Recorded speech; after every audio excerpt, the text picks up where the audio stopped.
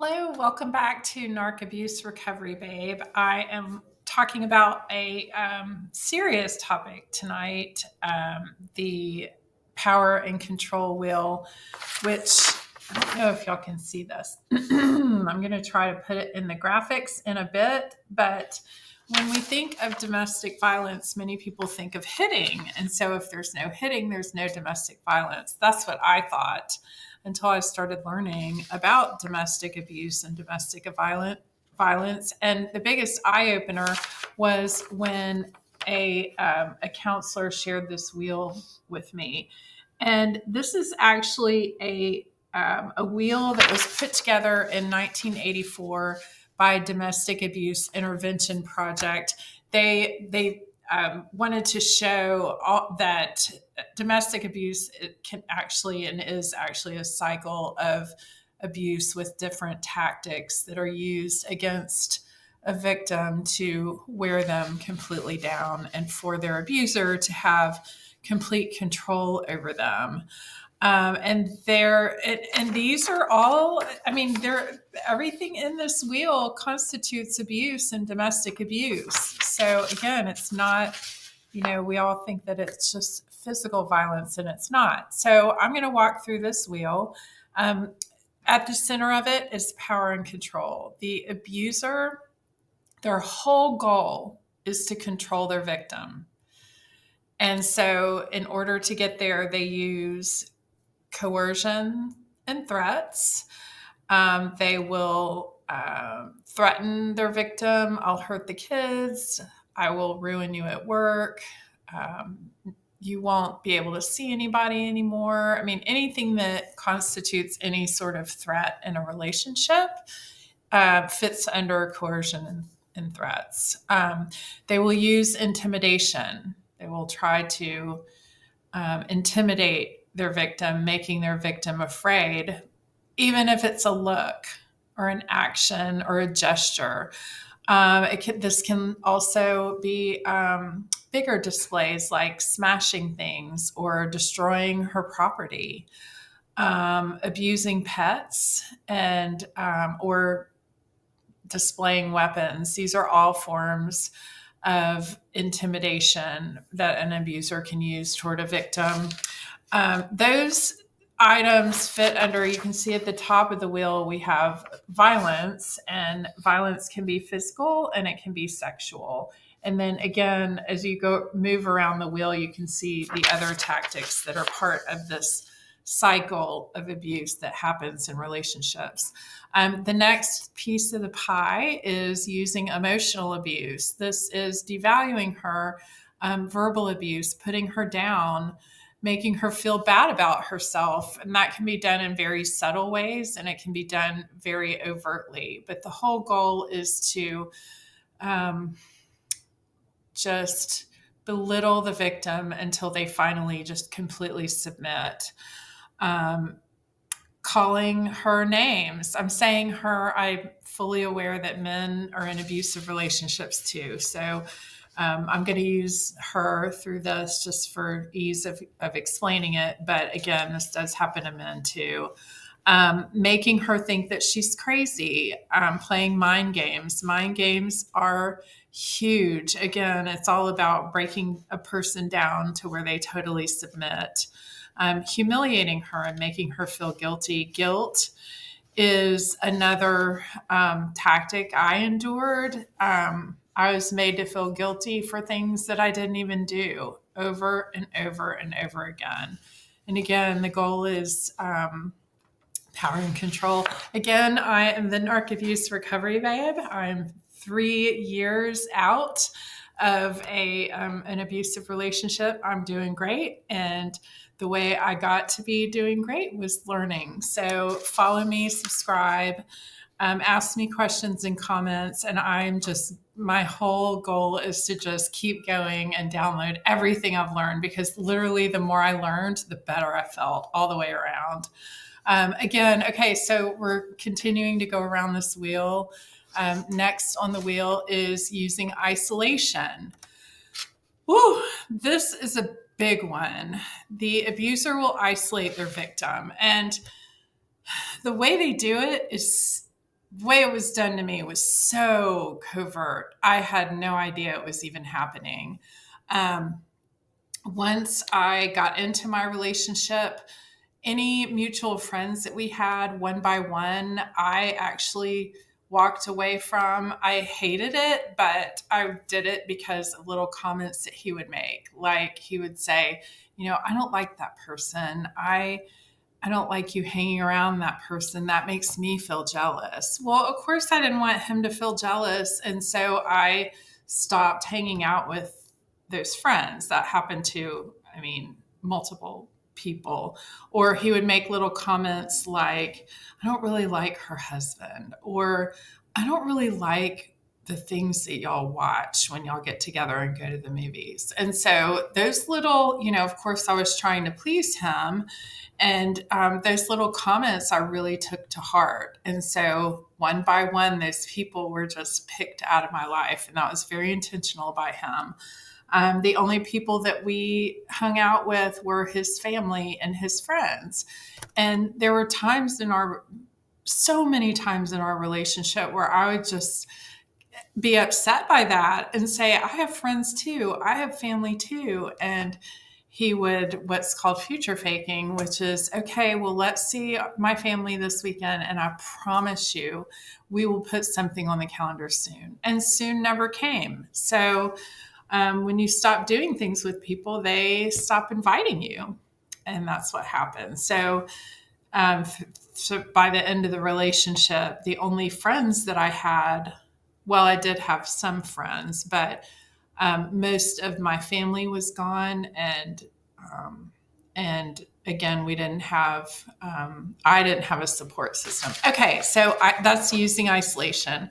The other thing on the wheel, power and control wheel, which is what it's called. Print it up, look it up, print it out. Is minimizing, denying, and blaming. Anytime there was anything during the day, any type of conflict, even if there was no conflict, there was blaming. Everything was my fault. Literally everything was my fault. I felt like I was defending myself all the time. And if I did have something that I wanted, like, hey, I really want to go on a date with you. We haven't been on a date in a while. It would be minimized or denied, or I would be blamed for it would be my fault of why we weren't going out on dates. So they make light of the abuse too. That's minimizing the abuse. So there were times, for example, where he would say something to me to hurt my feelings. And I would say, hey, that really hurt my feelings. And he would say, I'm just joking. Don't be so sensitive. So that's minimizing my pain and also blaming me for it. Like it was my fault that I felt bad, because not that he said anything wrong. It was that I was too sensitive. So when someone goes through that, it's just, nothing will turn you into a submissive mouse faster than having someone who you thought was your best friend treat you that way over and over and over and over again. Saying the abuse didn't happen. I never said that. I never did that.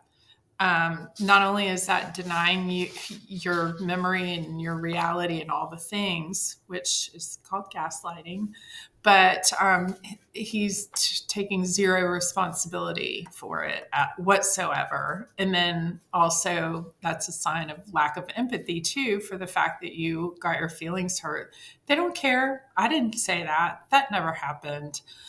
And finally saying that you're the reason why everything happened.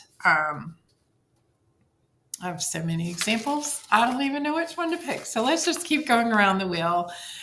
Using children, that is on the power and control wheel. I am going to talk a lot about parental alienation and how that happens. I don't think I've experienced anything more painful in my entire life, and I'm still experiencing it. But with just like I said, the only thing that's gotten me through that is God. So I'll just put that out there. But I will be talking about how it happened and how using children against the other parent is on the power and control wheel. And it definitely happened to me, and it's actually still happening. Making her feel guilty about the children, using the children to relay messages, harassing by threatening to take the children away. These are all ways that an abuser will basically torture their victim and the children. It is child abuse. Okay, using male privilege. That's the next thing on the wheel. Male privilege, threatening her, like treating her like a servant. Been there, done that. Making all the big decisions. Check that box in mine. Acting like the master of the castle. I was the most submissive Psalm or Proverbs 31 wife you have ever met. And he walked all over me. So watch out for that. Being the one to define the men and the women's roles. Definitely did that. The next one is actually the last pie on the wheel, is using economic abuse. This is huge. This one keeps women and men, if it's a reverse relationship, but trapped in that relationship. Economic abuse, preventing her from keeping a job. If the husband tells the wife that she can't work or she can't have her own bank account, that is a huge red flag. Making her ask for money. I would get bonuses at work, huge, nice bonuses. And I would literally ask him if I could spend $50 here or $100 here or whatever. I don't know how I got there. I mean, I do now, but in the time that you're living in it, you just don't even. I was like on autopilot. Taking her money. I've said this before. If you're married to a narc, you're in the dark. Hold on to your purse. I can't even begin to talk to that one. And then not letting her know or have access to the family income. That was me too. But here's the thing. I was made to believe that I knew where everything was. So there was a lot of deception, lots of moving money, stealing money, threatening.